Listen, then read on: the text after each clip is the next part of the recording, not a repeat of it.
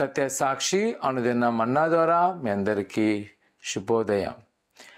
నేటి యొక్క వాగ్దానము సామెతల గ్రంథము 4వ అధ్యాయం 12వ వచనం. నీవు నడిచినప్పుడు నీ అడుగు ఇరుకున పడదు. ప్రియ సహోదరి సహోదరులారా, సామెతల గ్రంథము మన జీవన శైలి యొక్క విధానాల గురించి తెలియబడుతూ ఉంటుంది. ఈ లేఖనంలో గమనించినట్లయితే నువ్వు నడిచినప్పుడు ఇరుకున పడవు.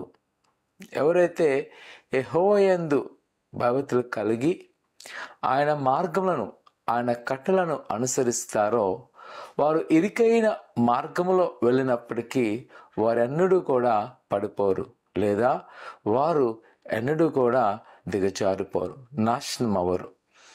ఈ లోకంలో ఉన్న పరిస్థితిని చూస్తున్నప్పుడు కొంతమంది నేరస్తులను లేదా అన్యాయస్తులను మనం చూసామనుకోండి, వారు మొదట్లో వారి యొక్క ప్రయాణం చాలా బాగుంటుందేమో, ప్రాథమిక లంచాలు తీసుకున్నప్పుడు వారు ఎంతో చక్కగా ఉంటారేమో, కానీ తరువాత కాలం అది ఎంతో కష్టంగా ఉంటుంది.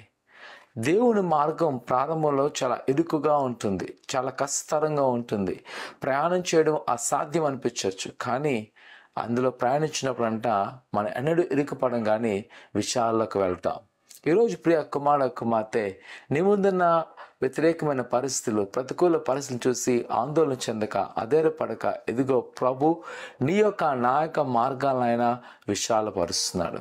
ఆయన నమ్ముకుంచుతాము, ఆయన భక్తి కలిగి జీవిద్దాము, ఆయన సకాలంలో తన గొప్ప కార్యములు చేయను. ప్రార్థన చేసుకుందాం. పరిశుద్ధుడా ఘనమైన దేవా నీకు వందనాలు, ఆశ్చర్యకర ఆలోచనకర్త నీకు వందనాలు. కొన్ని బిడ్డలను అందరినీ జ్ఞాపకం చేసుకొని నీ హస్తాల్లో భద్రపరచండి. ఇదిగోనైనా ఇరుకైన మార్గంలో ప్రయాణిస్తుండగా మీరే తోడేయండి, వారి జీవితాలను విశాలపరిచి వారికి కావాల్సిన అవసరాలు తీర్చమని యేసునామమున తండ్రి, ఆమేన్.